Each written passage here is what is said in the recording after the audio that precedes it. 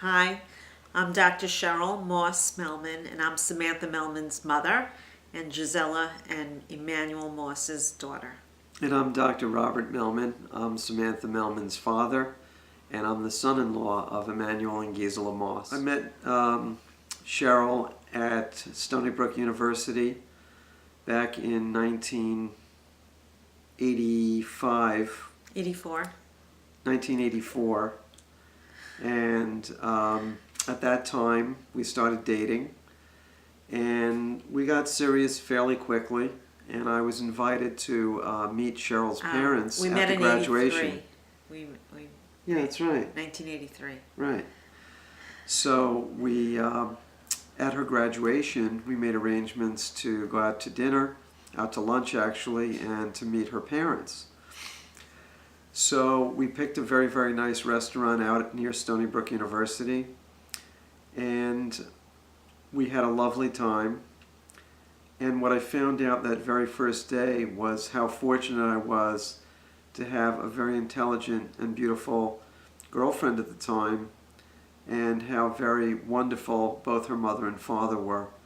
Extremely nice, kind people, and very warm and very kind to me from the moment I met them.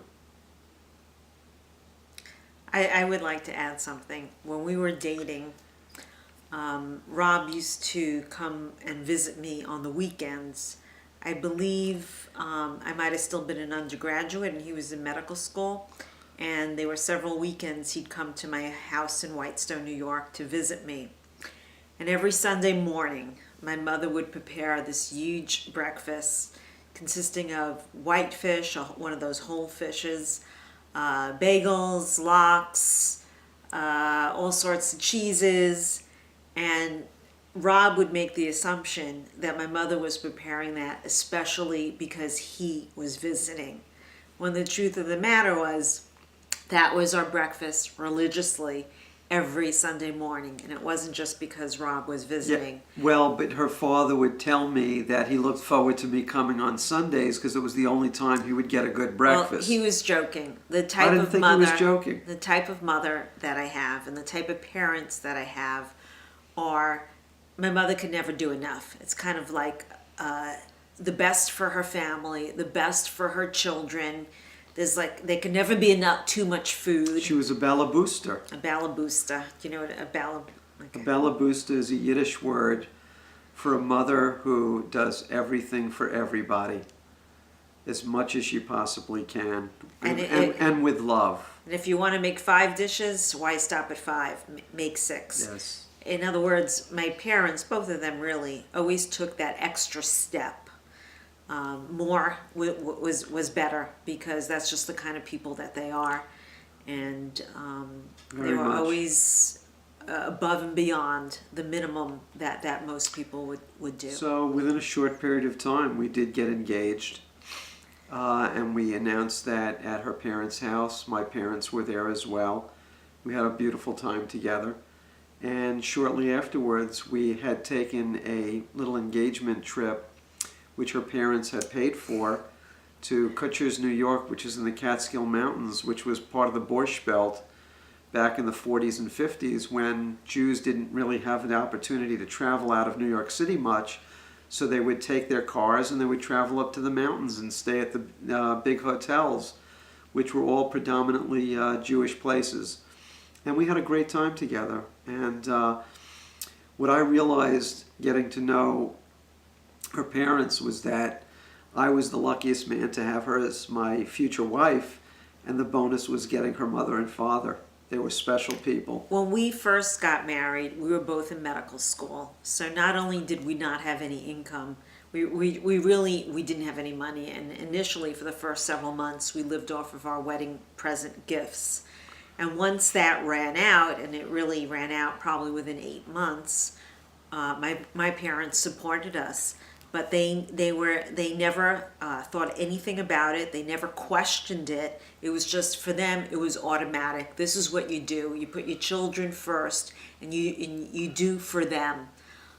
They never asked for anything in return. It wasn't like, okay, here's a loan. When you make money, we expect to be paid back. That's not the type of people they were. And also, we had children when we were rather young. Stuart was born while I was still in medical school. And even though initially we thought we could hire a nanny to take care of him, once he was born, we really felt like we couldn't leave him in the hands of a stranger. And my mother, really without question, just stepped into place, even though she was working at the time, and she became the full-time caretaker. Once again, never asking for anything in return. It was just, that's the kind of parents my parents were. And I remember thinking, actually, and getting upset while I was at work as an intern, spending, doing these 24-hour, 36-hour shifts in the library. What saddened me was when I realized that I frankly didn't have the capability to be as giving and as good a parent to my own children as my mother and father were to me. We'd like to talk a little bit about what it was like getting to know Manny and Gisela. We ended up getting married on August 19th, 1984. We were living in Whitestone, Queens at the time, and within a short period of time, we were living in a two-family house upstairs above her mother and father. I was a resident at Jacoby Hospital in the Bronx, and Cheryl was a student at Winthrop Hospital in Mineola, New York. An intern. Yes, an intern.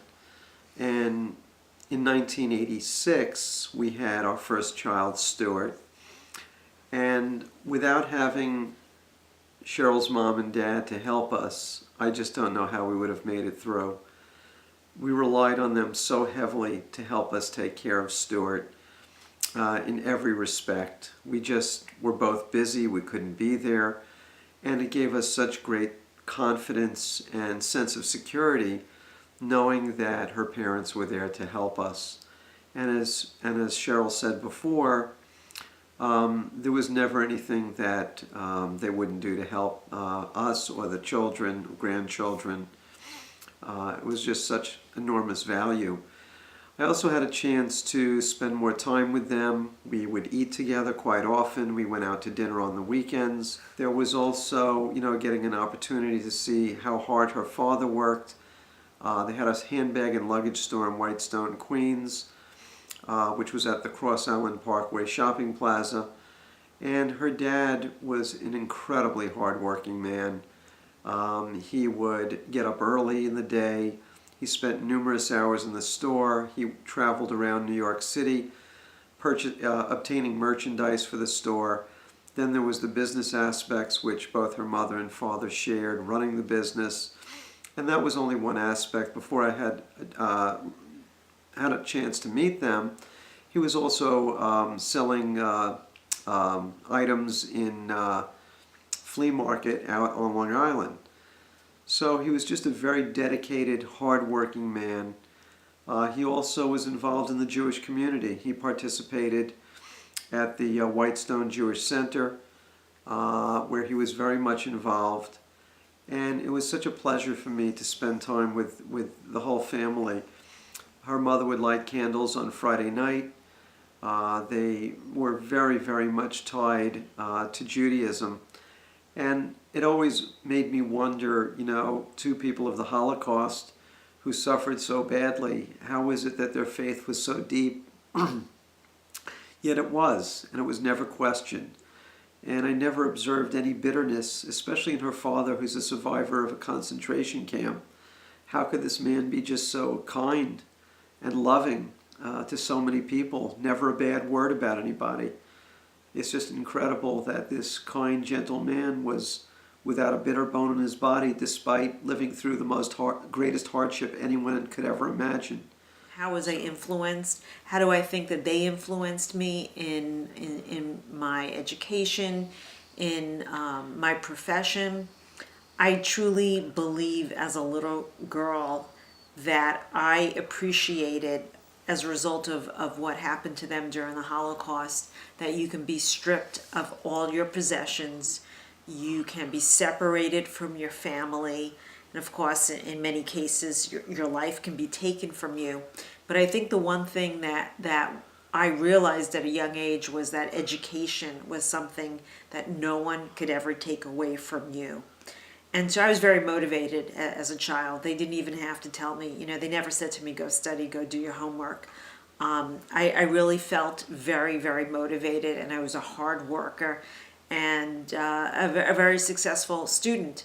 And I do remember during my interview with Stony Brook Medical School, which is where I ultimately went to medical school, the interviewer said to me, well, you look great on paper, you're a nice person, but so does everybody else. So how do you stand out amongst all of the other hundreds or thousands of applicants?